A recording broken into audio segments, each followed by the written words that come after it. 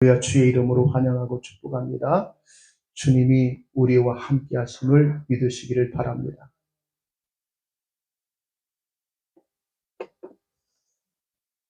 자, 오늘 하나님의 말씀을 가지고 저는 어떠한 말씀의 제목을 가졌냐면 종교 사기꾼에게 속지 말라는 말씀으로 은혜를 받고자 합니다. 며칠 전에 우리 집사람이 저한테 그러더라고요. 어떤 TV로 보니까 아마 다큐멘터리가 아니라 시사적인 그러한 세븐에서 나온 걸로 알고 있는데 어떤 할머니 몇 분들이 사람들에게 다니면서 1,000원만 주세요, 1,000원만 주세요 라고 그렇게 구걸을 하더라는 거예요. 아마 그것을 어떤 기자가 취재하다 보니까 쭉 보니까 그 할머니들이 누가 저도 그럴 거예요. 지나가다가 할머니 한 두세 분이 허름하게 입은 옷을 입은 그분이 아저씨 1,000원만 주세요 라고 하면 지금은 현찰 가지고 다니는 사람들 없을 거예요. 근데 제가 돈이 있다면 그분들에게 돈을 주겠어요, 안 주겠어요? 우리 권사님들은 성도님도 어떻게 하겠습니까? 10,000원도 아니에요. 한 1,000원만 주세요. 뭐 좀 사먹게요. 최저 1,000원이 아니라 저 같으면 10,000원 단위로 줄 거예요. 호주머니 있다면. 근데 그것을 계속해서 구걸 하는데 그 할머니들이 그렇게 1,000원만 주세요라고 하는 그 사실을 알고 있던 그 지역 사람들은 오지 말라고 계속 이렇게 내쫓았다는 거예요. 근데 그걸 기자가 이렇게 보면서 왜 그럴까 하니까 그 할머니들에게 아마 사이비에 빠진 것 같아요. 종교 사기꾼에게 빠졌는데 어떻게 얘기하냐면 당신들의 자식이 손자가 잘 되기 위해서는 하나님 앞에 자기들이 믿는 그 신에게 헌금을 해야 한다는 거죠. 그래서 당장 그 할머니들이 돈이 없으니까 당신 얼마 하나님 앞에 100만 원 바쳐야 한다 라고 하는 그러한 모습을 얘기하니까 돈이 없으니까 어떻게 할까 하니까 아마 전화로 그랬다면 가스라이팅 하는 사람이. 그랬나요? 아니? 그런데 어찌하든 없는데 그걸 가지고 뭐예요? 카드로 해가지고 일단 떼가지고 바쳐라. 속죄 제물로 바쳐야 한다. 네, 죄에 대한 속죄 제물을 바쳐야 하고 그렇게 해야 한다. 라고 하니까 그 얘기를 들은 그 할머니들은요, 권사님이라겠죠? 그래요? 근데 자기의 죄를 속하기 위해서 속죄 제물을 드려야 한다라고 그렇게 했다는 거예요. 결국은 그렇게 가르친 사람이 나이 많이 먹은 할머니인데요. 그 할머니를 추적하다 보니까 백화점에 딱 가니까 VVIP 카드를 가지고 있다는 거예요. 그런 제가 알기로는 그 VIP도 아니고 VVIP는 한 달에 5천만 원 이상을 써야 그 카드가 발급된답니다. 근데 그렇게 가르친 그 할머니는 그 돈 가지고 뭐 했냐? 백화점 가서 한 달에 최저 5천만 원을 쓰고 있다는 거예요. 그런데 그렇게 길거리에 나가서 1,000원만 길거리에서 구걸하는 그 할머니들은 그 사람의 말을 찰떡같이 믿고 자기 죄를 속하기 위해서 그렇게 구걸하고 있다는 거예요. 자기들은 그것이 바른 길로 가고 있다라고 생각하기 때문에 그러한 일을 한 거 아닙니까? 그런 행위를 하고 있지 않습니까? 그런데 그렇게 가르쳤던 당사자는 그 돈을 가지고 뭐 한 줄 아시죠? 한 달에 5천만 원 이상 백화점에서 뭐예요? 샀다는. 그런데 그 백화점 할 때 그 할머니의 그 수행원들이 있대요. 바리바리 싸면 그 수행원들이 막 그랭그랭 전부 다 가지고 수발을 들더라는 거죠. 그 얘기를 듣고 저는 보지 않았지만 우리 집사람 사모가 그 얘기를 듣지만 그들이 모르고 하면 참 안타깝지만 알면서도 그것을 떠나면 자기에게 수입이 끊어질까봐 떨어지지 아니하는 사람은 더 나쁜 놈들이에요. 근데 그 할머니들은 모르기 때문에 그렇게 한다고 칩시다. 근데 거기에서 수행원을 하는 그러한 사람들은 모르겠느냐는 거예요. 그 할머니가 잘못된 일을 하고 있는가. 왜? 그것을 관두면 자기의 뭐예요? 수입이 떨어지는 거예요.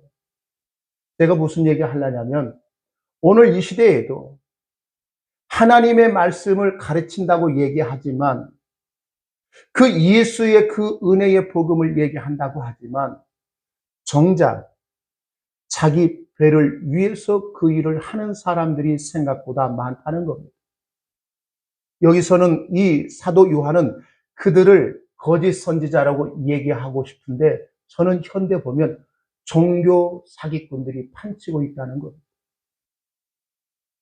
그런데 그 종교 사기꾼의 판치는 그곳에서 있음에도 불구하고 자기들이 지금 뜯겨먹고 자기들이 손해를 보는 줄을 알까요, 모를까요? 모르고 있다는 것이 문제입니다.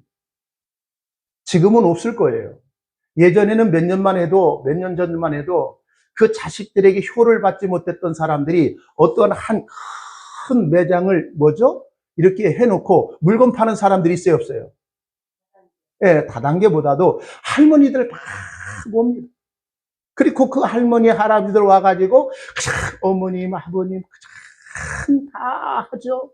그러니까 자식들에게 받지 못했던 그 효를 전혀 생때 모르는 그러한 사람들에게 효를 받고 어머니 하면서 너무 잘하니까 앉아서 그냥 듣기만 하고 노래도 해주고 막 춤도 춰주고 막 이 어머니 하니까 너무 좋은 거야. 그냥 왔다 갈 때 그냥 빈손 들지 않고 끄랭끄랭 전부 다 가지고 오죠. 예. 아마도 제가 듣기로는 제가 여기 오기 전에도 조치원에도 그거 있어가지고 가면 전부 다 좋아가지고 막 가져와요. 그런데 결국은 뭐냐. 그 어머니들이 이렇게 날마다 잘하는데 그 사람들이 파는 그 하나는 꼭 뭐 해야 돼요? 사줘야 한다는 거예요. 근데 그것이 진작 좋아하는 거야. 다 쓰레기 같은 거라는 거예요. 알면서도 그렇다는 거예요. 모르는 사람도 있지만 알면서 정 때문이에요. 그래서 많은 어르신들이 손해본 피해본 그러한 사건도 많이 나왔잖아요, 매체에. 그것이 우리의 세상에 돌아가는 그러한 현상임에도 불구하고 오늘날 교회 안에서 그럴 개연성이 많다는 거예요.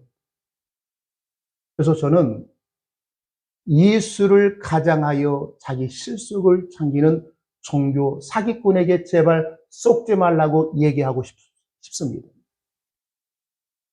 저는 늘 주님 앞에 내 자신을 대답할 때에 크고 작은 것을 떠나서 내가 과연 하나님의 백성들에게 바른 진리의 말씀을 전하고 있는지를 제 자신이 되돌아볼 때가 생각이 많아요. 그래서 저는 이렇게 주님, 제가 지금 전하는 그 말씀이 성도에게 전하는 그 말씀의 설교가 바른 말씀인가 바르지 않은 말씀인가 다시 한번 저를 되돌아볼 때가 많아요. 그래서 저희 집사님 항상 저에게 브레이크 걸은 말이 있어요. 여보, 당신의 말이 100% 맞으면 좋은데 혹여나 당신이 잘못된 그러한 생각으로 가르칠 수 있으니까 다른 분은 어떻게 말씀하는지 당신이 한번 점검해보라고. 그런 얘기는 틀린 얘기는 아니에요. 우리가 어떠한 사건을 보면 그 사건에 대해서 전부 다 말이 동일해요, 말이 전부 다 달라요. 같은 사건을 봤어요. 근데 어떤 사람은 이렇게 하고 어떤 사람은 저렇게 얘기하면서 절대로 또 반대되는 얘기를 하시는 경우가 있잖아요. 우리들도 예수 그리스도라고 하는 것을 성경을 통해서 보고 말하는데 전혀 그 의도에서 벗어난 그 말을 하는 사람이 있다는 거예요. 그 말을 할 때에 정말 내가 손해봐도 이 얘기를 해야 한다라 하면 그 말을 해서 나에게 손해본다라고 하는 그 손해를 볼지라도 그 길을 가는 것이 진짜 말을 하는 사람인 줄 알아요. 그런데 그 말을 해서 나에게 손해보지 않고 그 말을 하면 그 사람을 통해서 내가 이익이 된다라고 하는 그 말이 생각이 된다면 다시 한번 되돌아보라는 거예요. 진짜 성도와 진짜 목회자는 뭐냐? 내가 예수 때문에 유익이 아닌 손해볼지라도 그 말씀이 우리에게 진리요 참이라면 그 말씀을 믿고 가는 길이 참인 줄 믿습니다. 많은 사람들은 예수를 믿되 내 유익, 내 좋은 것을 얻어내려고 예수 믿는 사람이 생각보다도 많아요. 손해보려고 장사하는 사람이 있을까요, 없을까요? 뭔가 장사하면 몇 푼이라도 나와야 나에게 손해가 아니라 이득이 되는 거잖아요. 예수 믿는 거요. 철저하게 나를 위해 예수 믿는 것이 아닙니다.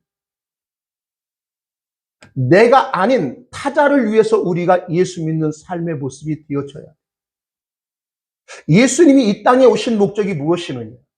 바로 자신의 그 모든 것을 이루려고 오신 것이 아니라 바로 아버지의 뜻을 이루려고 오셨는데, 그 뜻은 자기의 유익이 아닌 죄인된 우리를 살리시려고 이 땅에 오신 것 아닙니까? 그게 십자가의 죽음의 길이라는 거예요. 그것을 우리는 믿는 성도의 모습인 겁니다. 우리는 세상의 성공의 길을 가는 것이 아니라 십자가의 길을 가는 성도의 모습인 줄 믿어요.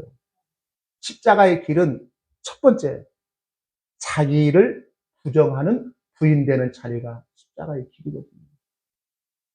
너는 아니야, 안 된다니까 라고 우리가 들려질 때에, 그래요, 나는 안 해요, 나는 할 수 없어요, 오직 주님만이 하신 그 일이 나의 전부입니다 라고 하는 그 자리에 세워지기를 원하는 거예요. 그런데 오늘날 교회에서도 예수 믿으면 뭔가 당신도 해낼 수 있습니다, 한번 해보시고 그렇게 하심으로 하나님께 영광을 돌리는 사람들 되세요 라고 얘기하는 경우가 생각보다도 많아요. 그래서 그들이 주의 일을 하도록 날마다 뒤에서 용기를 북돋아 두고, 당신은 뭔가 할 수 있는 존귀한 자가 되고 당신이 할 수 있도록 천군 천사가 당신을 도와주니 당신은 믿음을 가지고 그 길을 하십시오 라고 그렇게 격려하고 그렇게 얘기한단 말이에요. 그렇다면 저는 어떤 생각 드냐면, 그러면 인간은 너무나도 허약하고, 인간은 너무 내 자신을 봐도 능력이 많아요, 능력이 전혀 없어요? 실수가 전혀 없는 완벽한 존재입니까? 날마다 해도 실수투성이입니까? 그러한 존재를 하나님이 우리를 무언가 힘을 줘서 하나님의 일을 하도록 한다면 천사 하나면 끝나는 거예요. 굳이 왜 연약한 우리를 택하여 주의 일을 할 수 있는 그러한 길로 우리를 인도하느냐? 다른 거 아니에요. 내가 능력이 있어서 아니라 내가 너를 통해서 내가 한 그 일을 드러내므로 내가 영광을 받겠다는 거예요. 내가 무언가 해서 내 영광을 받는 것은 하나님이 하신 것이 아니라 자신이 능력으로 한 것이지, 그 자신의 능력으로 한 것은 결코 하나님이 기뻐하지 않는다는 거예요. 어떤 분이 그럽니다. 그것도 맞는 얘기인 것 같아요. 그렇게 들으면. 소년 다윗이 그 블레셋 군대가 쳐들어왔을 때 사울왕과 그의 군대들이 나아가서 진을 치고 있었습니다. 예전 같으면 가서 전쟁하면 나가서 와 싸우는데, 옛날에는 누구 나와, 젤선님 나와, 서로 나오라는 거예요. 그냥 창창창창 하다 하면 죽으면 다시 나와 해가지고 1대1 싸움을 붙었거든요. 근데 마침 이 이새의 아들들도 전쟁에 참여했어요. 그러니까 이새가 그 다윗에게 네 형들 어떻게 잘 지내고 있는가 라고 궁금해서 바리바리, 지금으로 말하면 형들이 잘 먹는 그러한 음식 같은 거 싸가지고 갔겠죠. 근데 전쟁 때 딱 가니까 이 형들이 네가 여기에 올 것이 아닌데 왜 왔어? 라고 할 때에 이 다윗이 들립니다. 이 블레셋 군대의 대장인 누가 나오죠? 골리앗이 나와서 그 다윗이 사랑했던, 그 하나님을 신실하게 사랑했던 그 하나님을 모욕하는 거예요. 그러니까 그 얘기를 듣자마자 어린 소년 다윗이 어때요? 내가 나가겠다는 거예요. 내가 나가서 그는 때려 죽이겠다. 의기 행천에서 군청에서 나가서 싸우려고 그래. 근데 아니야. 그러니까 사울이 너 그럴래? 그러면 내가 입었던 갑옷을 입고 나가 하니까 아닙니다. 입었어요. 근데 너무 철렁철렁, 이게 자기가 입던 옷을 그대로 입고 나가는데 물맷돌 5개를 가지고 나가요. 그 물맷돌을 휙 돌릴 때 딱 던지니까 이 골리앗에 어디에 맞아서 죽었다 했죠? 밖에서? 네. 그러니까 어떤 거예요? 그러니까 우리가 다윗은 평상시에 목동할 때에 열심히 물맷돌을 던지는 훈련을 했다는 거예요. 그 훈련한 것을 하나님께서는 결국 그 골리앗을 죽이는 것에 써셔서 그 골리앗을 이겼으니 우리들도 하나님 앞에 쓰임받기 열심히 무언가 훈련을 받아서 하나님께 귀하게 쓰임받는 존재가 되자라고 그렇게 하니까 할렐루야 아멘. 그러면 그 생각을 들었던 저희들은 우리 권사님들, 우리 성도를 봤어요. 물맷돌 돌리는 연습을 지금 열심히 하십니까? 주를 위해서. 예전엔 물맷돌이지만 내 삶 속에 지금 열심히 호미질을 열심히 하고 계십니까? 그 호미가 하나님이 들어쓰시면 하나님을 대적하는 그런 원수를 이길 수 있는 그런 무기가 되겠다 해서 열심히 그렇게 하십니까? 저는요, 다윗만 물맷돌을 열심히 훈련하여 열심히 한 게 아니라 그 당시에 모든 목동이라면 기본적으로 그렇게 가지는 그러한 모습이 있었다는 거죠. 예전에 우리가 어렸을 때요, 장난감이 없었어요. 그래서 일명 우리는 느레기라고 하면 느레기. 들어보셨어요? 참새 잡을 때 이렇게 하는 거. 그래서 우리 어디 조금, 고무처럼 우리는 느레기라고 했어요. 사모님 뭐라고 했어요? 우리는 느레기라고 그랬는데, 어디 산에 조금 가면 이 Y자 이거 있죠? 그것이 좋은 것이 있나 없나 이거. 이다면 그걸 딱 가서 잘라가지고, 예전에 아이들을, 뭐죠? 노란 고무줄 있잖아요. 그걸 여기다 다 해가지고 딱딱 있잖아요.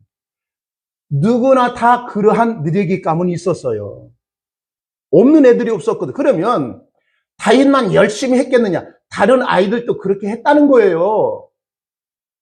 그러면 그 하나님이 이 다윗이 그렇게 물맷돌을 던져서 그 골리앗을 죽일 수 있었던 것은 이 다윗이 열심히 훈련돼서 아니라 하나님이 그 골리앗을 쓰러뜨려 이기게 하신 것이지. 열심히 잘 훈련받아서 한 게 아니라 자기가 했던 풍부한 것으로 할 수 없던 그 일을 하게 하신 분이 다윗이 아니라 용맹에 쓴 게 아니라 하나님이 다윗을 통해서 하나님의 사심을 나타냈다는 거예요. 우리들도요, 오늘 우리가 이 땅에 살아갈 때에 예수 믿으는 물론 하나님의 말씀으로 훈련하고 교육하고 양육을 받아야 하는 것은 당연해요. 그 양육받은 그것으로 나는 하나님께 이런 사람이야라고 자기 증명하는 것이 아니라 양육받고 훈련받고 제자된 삶을 사는 것은 나는 할 수 없는 그러한 존재임에도 불구하고 주님은 나를 이렇게 사용하시더라라고 하는 그 자리에 세워지기를 원하고 있다는 거예요. 그게 좁은 길이에요. 많은 사람은 자기가 한 일에 대해서 자긍심이 있어요. 그 자긍심이라는 것은 나 이런 사람이었어? 라고 하는 그러한 모습의 그 모습이거든요. 그런데 우리 예수 믿는 사람들은요, 철저히 내 자신의 자긍심을 심어주시고 그 자긍심을 더 크게 만들고 활성화시키기 위해서 주님은 우리에게 그 일을 하라는 게 아니에요. 우리의 자긍심은 가면 갈수록 더욱더 죽어지게 하는 것이 하나님의 일이에요. 그 일이 쉬울까요? 어려울까요? 선생님들, 제가 안 된다고 얘기하잖아요. 저번 주에 우리 목회자들이 모여서 책 모임을 하는데요. 어떤 목사님이 왔는데 책 모임을 하고 서로 이렇게 교제를 나누는데 갑자기 전화를 딱 받아가지고 나가서 전화를 받고 오더라고요. 그러면서 그 전화 온 사람이 어떤 사람이냐 물어보니까 이런 얘기예요. 제가 오늘 여기 책 모임 나가는데 너무 힘들었다. 너무 목사님인데 좀 힘든 그 모습이 영적으로 신앙적으로 목회적으로 힘들었는가 봐요. 근데 전화 오신 남자 집사님이셨는데 자기 교회를 나오시는 분이 아니라 교회는 시내에 나고 집은 시골 읍이죠. 읍 단위에 나왔는데 새벽 기도를 2년 동안 빠지지 않고 계속해서 나온 그분이 이제는 이사 가는 그러한 모습이 가까운 데로 갔대요, 교회에. 근데 교회 다니는데 영적으로 컬컬했는가 봐요. 목사님이 전하는 말씀과 2년 동안 새벽 기도 했던 지금은 저희 후배 목사님이 들었던 설교가 서로 안 맞는 거예요. 전화 오면 목사님, 참 목사님 설교 들을 때 참 저에게는 너무나 좋았습니다.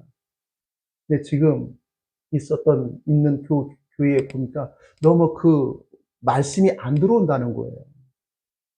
그 얘기를 하면서 그 목사님이 그래도 하나님 앞에 발을 쓰려고 하는 그러한 모습으로 그래도 그 자리에 있으십시오라고 얘기했대요. 그래서 그 얘기를 들으니까 그 목사님이 마음이 뿌듯해가지고 자기가 영적으로 다운됐던 것이 회복되게 하려고 집사님을 통해서 듣게 하셨나라고 그렇게 얘기를 하더라고요. 그랬더니 제가 그랬어요. 목사님들이라면 그 얘기 들을 때 흐뭇하지 않습니까? 라고 하니까 다 그렇대요. 목회자는요, 우리 성도님들이 같은 말을 하지만 100명이 모이면 그 설교를 가지고 100명이 다 은혜 받는 건 아니에요. 네, 그 100명 중에 90명은 은혜 받지 못하고 10명이 은혜 받고 돌아가는 그런 모습이 있다면 참 흐뭇합니다. 그 흐뭇하는 것은 내가 잘했다는 것이 아니라 정말로 연약하고 최선을 다하여 말씀을 전할 때에 그 상대방이 그 말씀을 듣고 은혜 받고 기쁨으로 돌아갔다면 참 너무 흐뭇하고 감사한 일이죠. 저도 이렇게 우리 권사님들 이렇게 예배드리고 말씀 듣다가 돌아가는 발 볼 때 죄송합니다. 흥얼거리 가면 너무 좋아요. 흥얼거린다는 것은 내 마음의 표현이잖아요.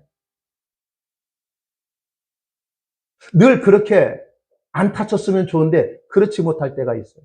또 이렇게 설교하다 보면 예배를 끝나면 누구 얼굴 보여야 하느냐? 성도의 얼굴이 아니라 죄송하지만 저만 그런 게 아니라 다른 목사님도 다 평준화가 됐거든요.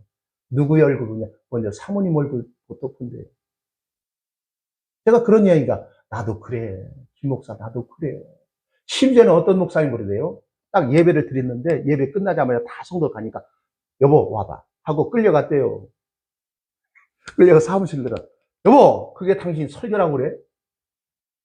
이게 도덕적인 설교를 하고 있어 그게? 그래가지고요. 일부 예배는 8시 예배인데 11시 예배는요. 그 말씀을 뒤집었대요. 그런 얘기를 후배들한테 얘기할 때 그 선배 목사님 대단하지. 깨닫고 뒤집었다는 거예요. 유적적인 도덕적인 설교가 아니라 아하 내가 잘못 전했다. 그 선배 목사님도 그렇더라고요. 그럴 때 성도들이 목사님 너무 감사해요 라고 하는 그 말이 너무 한 주간 준비했던 그 말씀이 죄송합니다. 이 목회자는 늘 설교를 준비할 때 기쁨으로 하는 게 아니라 때로는 무엇으로? 중압감이 있어요. 설교를 잘해야 하고 바른 말씀을 전해야지. 그리고 제가 어떤 모습이냐면 어디 가서 목사님들 모이면요. 김 목사님 기도해 주세요. 지금도 그래요. 저는 기도 시키지 않았으면 하는 사람 중에 하나예요. 죄송합니다. 지금 목사가 딱 하면 김 목사님 기도 좀 해서 기다려야 할 거 아니에요.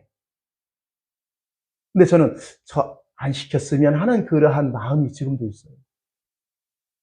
목사가 언제든지 준비된 모습이 있어야지 라고 그렇게 생각할지 모르겠지만 항상 저는 기도하는 거, 말씀 전하는 거 중압감이 있어요. 근데 그 말씀을 들을 때 성도들이 참 은혜 받은 그 모습이 있다면 우리에게는 목회자에는 참 기쁨이 있는 그런 모습이고 내가 잘나서 그렇게 한 게 아니라 하나님이 은혜 받을 수 있도록 은혜 베풀어 주셨다라고 하는 그 자리에 있으면 오케이입니다. 근데 우리는 그래요. 나 아니면 안 된다 라고 하는 마음을 가지고 하시는 분이 있을까요 없을까요? 목회자도요. 나 아니면 안 된대. 성도들도 그래요. 우리 교회는 나 아니면 우리 교회 유지 못해. 이런 사람이 있어요, 없어요? 그런 생각을 가진 사람들은요, 목회자가 가장 어려운 사람 중에 하나예요. 목회자는 누구의 얼굴을 볼까요? 그 사람이에요. 왜? 그 사람은 그 교회 유력자예요. 어떤 교회는 그분이 부부였는데 10의 1조 헌금을 가장 많이 했대요. 근데 그 목사님이 그 하나님의 은혜의 십자가의 은혜 고난과 그것만 얘기하니까 그 사람은 예수 믿으면 잘 돼야 한다고 듣기를 원했는데 그 목사님은 항상 예수 믿어도 망할 수 있다. 십자가의 고난을 너희들은 알고 그 믿음으로 그 길을 가라 하니까 부담이 된 거예요. 예배를 딱 마치고 결단하고 온 거죠. 목사님 하고 싶은 얘기 있습니다. 해보십시오. 목회자는요. 성도들이 예배 끝나고 목사님 한번 시간 좀 내주시고 얼굴 좀 봅시다 할 때 간이 두근 안 돼요. 그리고 성도들이 딱 전화 오면, 그것도 밤 늦게 전화 오면 그거는요 두근두근한데요. 그 집사님 부모님이 아프시는가 돌아가시던가, 또 죄송하지만 대판대기 싸워가지고 목사님 어떻게 할까요? 이혼할까요 말까? 그런 대부분이라는 거예요. 그래서 전화할 때는 낮에 하라고 얘기합니다. 근데 그 부부가 찾아와서 목사님 할 말이 있습니다. 목사님, 그런 설교 하려면요 우리 부부가 떠날 겁니다 라고 얘기합니다. 목사님 아시죠? 저 부부가 떠나면 이 교회 문을 닫을 것이고. 다른 목사님들은 뭐라고 했을까요? 집사님, 그게 무슨 말입니까? 제가 한번 고려해보고 설교 패턴을 바꿔볼게요. 이렇게 했는데 그 목사님 대단하지. 자기가 전하는 그 십자가의 은혜, 십자가의 고난, 그것을 꺾을 수 없었다는 거예요. 그래요. 저는 그대로 이 말씀을 계속해서 전하겠습니다. 했더니 그 부부는 떠난 게 아니라 그 부부를 따르는 무리가 있을까요, 없을까요? 쏙 빼가서 다른 교회 갔다. 쏙 빼갈 때요, 알짜만 전부 다 빼갔다는 거예요. 남은 사람은 죄송합니다. 헌금을 얼마 드리지 않고 어렵고 힘들게 살아가면서. 그때 그가, 아차, 내가 잘못 생각한 것 같다. 타협을 한번 해볼게. 라는 그러한 인간적인 생각이 들더라는 거예요. 왜요? 개척교회인데. 그 가정이 몇 가정이 딱 나가니까, 헌금이 줄으니까 계속해서 마이너스 재정되는 거 아닙니까? 근데 지금은 잘 목회하고 계세요. 그때는 두 마음이 있었다는 거예요. 그 사람 말대로 그들이 원하는 말을 해주는 그러한 설교를 할까? 아니면 그들이 원하는 말이 아닌 하나님의 대언자로서 하나님이 당신의 백성들에게 전하는 말을 할까? 그때 그는요, 첫 번째 그 하나님이 원하는 말을 하면 많은 고통이 따른다는 사실을 알았다는 거예요. 근데 그 길을 갔다는 거예요. 근데 그 길을 가는 건 쉬운 건 아니라는 거예요. 왜? 내 모든 좋은 환경을 전부 다 내려놓지 않으면 안 된다는 거예요. 그게 예전이나 지금이나 앞으로 참 선지자의 모습으로 가는 사람이 많을까요? 적을까요? 적다는 거예요. 그런데 오늘 말씀에 보면 사랑하는 자들아 영들을 다 믿죠. 이 영은 어떤 보이지 않는 영이라 제가 얘기해요. 그 영은 하나님의 말씀을 얘기하고 있는 거죠. 그 말씀을 다 믿지 말고 오직 영들이, 말씀들이 어디에게, 누구에게 속하였나? 하나님께 속하였나? 뭐 하라? 시험하라. 이 시험을 분별하라는 거예요. 우리 권사님들, 성도님들 듣지 마세요. 신앙은 분별을 잘 하시기 바랍니다. 분별 못하면 우리의 눈이 가려워서 그 성경을 가르치는 말은 전부 다 하나님의 말씀이다 라고 믿고 그 길을 까다 보면 결국 사망의 길에 들어설 수 있는 개연성이 많아요. 우리가 하나님의 말씀을 들을 때 그 말씀이 과연 하나님께 속하였나 속하지 않았나 분별하면서 듣기를 주의 이름으로 축복합니다. 그 말씀이 나를 죽이느냐 살리느냐 하는 말씀을 우리가 분별할 수 있는 그러한 신앙의 그러한 모습이 있기를 원합니다. 그 분별력은요, 기도 많이 한 데서 주어진다겠어요? 아니에요. 영 분별은요, 말을 들어보면 안 되겠잖아요. 자, 묻겠습니다. 우리 권사님들, 신앙사 영 분별이 돼요, 못해요? 할 수 있으세요, 없으세요?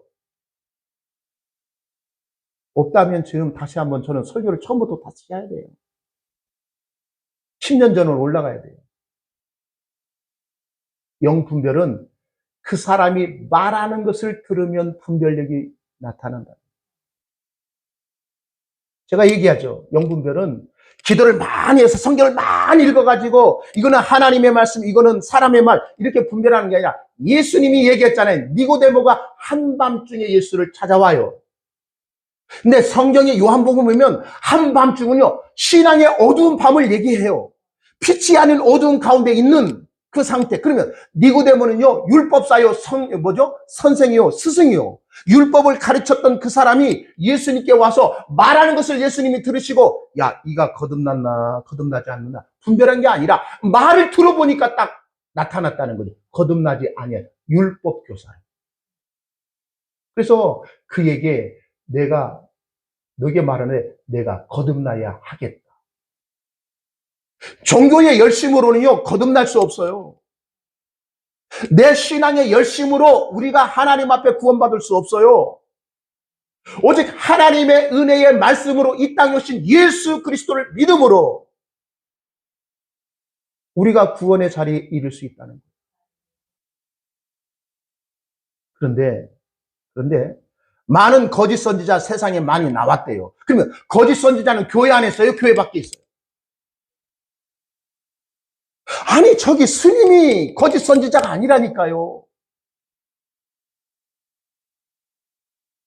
요새 유튜브에 뜨는 스님이 있어요. 많은 사람이 와서 자기 인생의 문제를 물어봐요. 그러면 그때그때 얘기해요. 우리 집사님은 있어요. 그분의 말은요, 깊이가 없대. 그냥 그때그때. 많은 것을 알아요. 그런데 죄송하지만 거기에서 딱 나와 있는 스님이 물어볼 때 교회 다니세요? 절에 다니세요? 물어봐. 그럼 어떤, 죄송합니다, 미친 사람은요, 나 교회 다녀요. 아니에요. 그러니까 그 스님이 교회 다닙니까? 절 다닙니까? 물어봐요. 왜? 교회 다니는 사람도 많이 와서 앉아서 듣고 있다는 거예요. 오직 답답하면 목사님들에게 그러한 얘기를, 통쾌한 얘기를 못 듣고 그 스님에게 가서 그러한 자기의 인생의 문제를 물어보고 해답을 얻으려고 거기에 앉아 있느냐는 거죠. 죄송합니다. 세상은요, 사람들이 듣기 좋은 얘기를 많이 해줍니다. 교회는요, 말씀을 통해서 당신이 하나님께 어떠한 좋은 얘기에서 깨닫도록 말씀을 하니까 내 마음이 찔리는 거예요. 저는 물어봤어요. 동료 목사님들, 저는 한 가지 목사님들한테 의문점 있으면 이 질문 던져요. 목사님들, 설교는 쉽고 듣기 쉬운 편안한 설교가 맞습니까? 아니면 설교는 깊고 마음의 불편을 느끼는 그러한 설교를 해야 합니까? 물어봤어요. 저희들이 신학교 다닐 때 설교학을 배웠어요. 설교학을 배웠는데 설교는 유치부 아이가 들어도 알 수 있도록 설교를 해라. 쉽게 해라. 어렵게 하면 들리질 못한다. 또 깊게 설교하면 그들의 깊이가 없기 때문에 다 도리도리한다. 그리고 설교는 들려져야 설교지라고 그렇게 얘기를 저는 들었고 배웠습니다. 또 어떤 분은 그렇게 설교하는 것이 맞다라고 얘기하더라고요. 그래서 그랬습니다. 예수님은 많은 무리에게 들리는 설교를 했습니까? 들리지 않는 설교를 하셨습니까? 네? 그래서 무리들 다 가고 제자들이 이 말씀은 무슨 말씀입니까? 라고 물어봐요, 안 물어봐요? 그러면 설교학적으로 그 예수님의 설교가 옳은 거예요, 틀린 거예요? 보세요. 아무리 말로 쉽고 들려지게 하는 그 얘기로 그가 깨닫을지라도 그것은 인간이란 어떤 지식의 어떠한 것으로 그 사람을 감동하고 그 사람이 그것으로 알게 하려고 하는 것이지만 하나님의 말씀, 성령이 깨닫게 할 때 이거였습니까? 라고 확 바뀌는 거예요. 학자나 박사나 의사나 법사나, 죄송합니다, 그를 모르는 사람일지라도 하나님의 말씀이 쉽게 전한다 해서 그 사람이 쉬운 말로 깨달은 게 아니라 그 말이 딱 전했을 때 하나님의 성령이 그 마음에 꽉 꽂히게 깨닫게 하면 이거였어요 라고 박수치게 된다는 거예요. 이사야 선지자는요, 하나님께 너 가서 내 백성에게 전하라고 그래요. 어떤 말로 전할까요? 라고 물어보는 거죠. 하나님의 말씀 어떻게 전할까요? 쉽게 전할까요? 그랬더니 이사야야, 내 말을 전하는데 그들이 알아듣지 못하는 말을 하라는 거예요. 왜 알아듣지 못하느냐? 당시에 이스라엘 백성들 이사야 때는 그들은 그 하나님 앞에 열심히 종교에 열심히 있었어요. 그런데 그 이사야는 너희들의 그 종교 열심은 아니다라고 얘기하고 있어요. 너희들은 내 마당만 밟고 가는 것이지 나를 만나려고 오는 게 아니라는 거예요. 너희들의 현재의 삶을 어떻게 하면 하나님을 열심히 섬겨서 잘 될까라고 하는 초점을 맞춘 거예요. 근데 그 이사야는 아니다라는 거예요. 하나님이 아니라고 얘기하니까 그들이 들릴까요? 안 들릴까요? 왜 안 들릴까요? 그들이 원하는 얘기가 아니거든요. 정반대로 이사야는 하나님의 말씀을 전하거든요. 너희들은 내 마당만 밟고 나가는 것이지 나를 만나려고 오는 게 아니라는 거예요. 율법에 열심히 그 제사의 제물을 하나님이 이렇게 좋은 걸 들으면 하나님 받아주시겠지? 받아주셨으니까 내 이러한 모습을 하나님이 이루어 주시겠지라는 그 신앙의 그 자리에 있는 거예요. 그러니까 거짓 선지자들이 많이 나타나는 거죠. 그 당시에 이사야는 거짓 선지자일까요? 참 선지자일까요? 그 당시. 그러면 그 당시에 거짓 선지자는 참 선지자였겠어요? 거짓이었겠어요? 그 당시. 근데 성경은 뭐라고 합니까? 이사야가 참이었다. 그 당시에 참으로 여겼던 거짓 선지자가 참으로 선지자였더니 그들이 전부 다 가짜였다. 그 이후로 700년 후에 예수님이 오셨습니다. 유대인들에게 그들의 신앙이 율법이 아니라 바로 하나님의 아들로서 예수, 나를 믿어야 구원을 얻는다고 얘기했어요. 화 있을진저까지 얘기하니까 그 바리새인들이 우리가 700년 전에 선지자를 죽였던 그러한 조상과 같이 하지 않았을 텐데 우리는 절대로 지금 참 선지자가 와서 얘기하면 그 선지자를 죽이지 않고 따르겠다라고 얘기했어요. 그런데 너희들이 하나님의 말씀으로 오신 그 예수를 너희들이 죽일 거라는 거예요. 왜요? 똑같은 거예요. 700년 전이나 700년 후에 예수님 시대에 그 바리새인들은 참 말씀의 의미가 무엇인지를 알지 못하고 지들이 원하는 것을 얻으려고 신앙생활을 했던 거예요. 지금 교회 안에는 참이 많으면 좋겠습니다. 참 목사가 많았으면 좋겠습니다. 참 성도들이 많았으면 좋겠습니다. 그러나 그 바람이 이루어지는 것이 하나님의 뜻인가? 그렇지 않을 기연성이 있다는 거예요.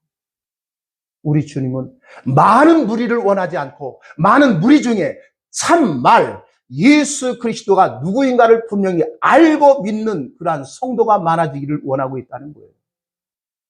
이게 교회가 말하는 참 부흥인 겁니다. 말을 맺습니다. 우리의 신앙이 하나님께 속한 자인지 아니면 하나님께 속하지 아니하고 세상에 속한 자의 말을 듣고 지금 가고 있는지 한번 되돌아보는 그러한 시간이 됐으면 하는 그러한 말씀으로 오늘 말씀을 제가 상고했습니다. 세상에 속한 자는 세상에 속한 말을 듣고 따른다라고 오늘 말씀 보고 한번 보겠습니다. 6절 말씀에 보면, 자, 5절 말씀 봅니다. 저희는 세상에 속한 거로 이 저희라는 거짓 선지자, 종교, 사기꾼들이죠. 그들은 어디에 속했다고요? 하나님께 속했어요? 세상에 속했어요? 세상에 속한 거로 세상에 속한 말을 하며 세상이 누구의 말을 듣느니라? 그러면 여기서 세상에 속한 자는 거짓 선지자, 종교 사기꾼들이에요. 그들은 참말을 하지 않고 세상에 속한 말을 하기 때문에 우리가 교회 안에서도 예수 믿는다고 얘기하지만 그 예수 믿지 않는 그러한 불신의 종교인들이 많다는 거예요. 그들은 그의 말을 듣고 따른다는 거예요. 우리는 예수 믿어도 잘 되지 않을 수도 있고 예수 믿어도 내가 생각지 않은 어려움을 당할 수도 있습니다. 내가 예수님을 향하여 철저히 헌신함에도 불구하고 내 자녀가 잘 되지 아니할 수도 있습니다. 그럼에도 불구하고 우리는 그 예수를 끝까지 믿을 수 있는 그 자리에 세워지기를 주의 이름으로 축복합니다. 그게 믿음이 있는 자라. 그게 세상의 말을 듣지 않고 생명의 말씀이신 예수 그리스도를 믿는 거룩한 성도의 모습이 되기를 주의 이름으로 축복합니다. 기도합니다.